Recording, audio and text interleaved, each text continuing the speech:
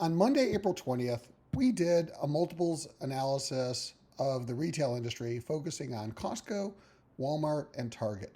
Typically, when investors keep score, they often focus on share price. Costco was at $315 a share yesterday, Walmart $132, and Target $111. But what's more important is not the share price, but how much you have to pay for that share price. And more importantly, when you have new activity, how much the share price will change. See, that's what a multiples analysis gets us a sense of. And two multiples that we focused on yesterday were something called enterprise value to revenue and enterprise value to EBIT. Enterprise value to revenue basically says when each of the companies sells a dollar of sales or revenue, how much does the value of the company go up? Interestingly, all three companies go up at the same rate based on yesterday's multiples, 80 cents, which means if each of them sell a dollar, then the value of the company goes up 80 cents. Okay? But here's what's interesting. Based on a dollar of pre-tax profit, known as EBIT, or earnings before interest and tax, a dollar of new EBIT at Costco, people are paying $24 for, or a dollar of EBIT at Walmart, they're paying $19 for, and a dollar at Target, they're only paying $13 for. So Costco is trading what's called a premium, and as they grow their profits, their share price goes up at a much faster rate. You're paying much more for Costco's growth than you are at Walmart and Target. I'm trying to understand why. Well, what's interesting is that Costco has the lowest profit margins, according to the multiples analysis, going forward of the three companies. When they sell a dollar, they're only making 3 cents of profit per dollar of sales. Where Walmart is making 4 cents per dollar, and Target's making, matter of fact, we call them Target, almost 6 cents per dollar. But here's Costco's competitive advantage. It's not their tax rate. They actually pay the highest tax rate in the industry at 26% versus 24% at Walmart and 23% at Target. It's their productivity. Said another way, to generate a dollar of sales, Costco spends 10 cents on investment. That's in their warehouse, facilities, receivables, etc. Walmart and Target are spending 3 times more. Walmart spends 27 cents of investment to generate a dollar of sales, and Target spends 33 cents to generate a dollar of sales. We say this a different way.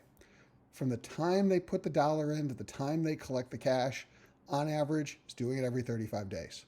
Well, Walmart is doing it every 100 days, and Target is cash to cash every 121 days. So even though Costco is only making 3 cents when they sell their product pre-tax, they're doing that 3 cents profit every 35 days. So Costco is making 3 cents every 35 days. Walmart is making 4 cents every 100 days. And Target is making 6 cents, but they're only making it every 121 days. So think about this. In the time it takes Target to make 6 cents, Costco, by spinning their business and flipping it over 3 times, would have made 9. Now, when we annualize this data and tax affect it, that's called ROIC.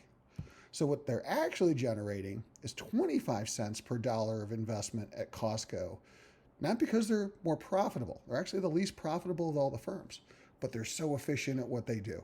And that is what's very attractive to investors. Whereas Walmart makes 11.5% annually and Target makes 14 cents annually. Now, 2 other things matter. How fast are you growing these profits? Well, Costco makes a 25% return on its investment, and it's growing at a rate of 3.4% per year.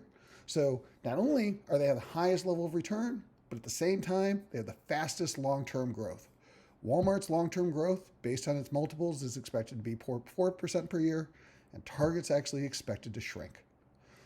Now, Walmart does have one advantage over Costco and Target, and that's what's called the cost of capital, or the WACC, the weighted average cost of capital. Walmart today is perceived less risky than the other 2 companies. So even though their return is the lowest, they actually are expected to earn a lower return at 4.2%, while the market is charging Costco 6 and 5.6. And so what's interesting is that lower level of risk, even though the return is lower than Target, causes people to feel that Walmart is the better bet financially, and they are paying more for those earnings than the Target earnings, not because Walmart makes less money, but Walmart is less risky. So to summarize the key findings that we noticed, Costco is the gold standard in retail right now. They're the most efficient player, they're growing the fastest, they have a very loyal customer base, and that plays out very well in today's world. Walmart, very stable. They actually are not the most profitable. They're middle of the road. They are somewhat more efficient than Target, but not nearly as efficient as Costco. But more importantly, Walmart is perceived to have the lowest amount of risk. And that, even though they're not as financially attractive as Costco, gives them a better multiple than Target.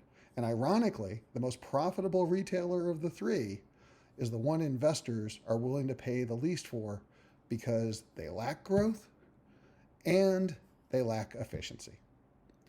Interesting what you can find out by doing a multiple analysis of a company.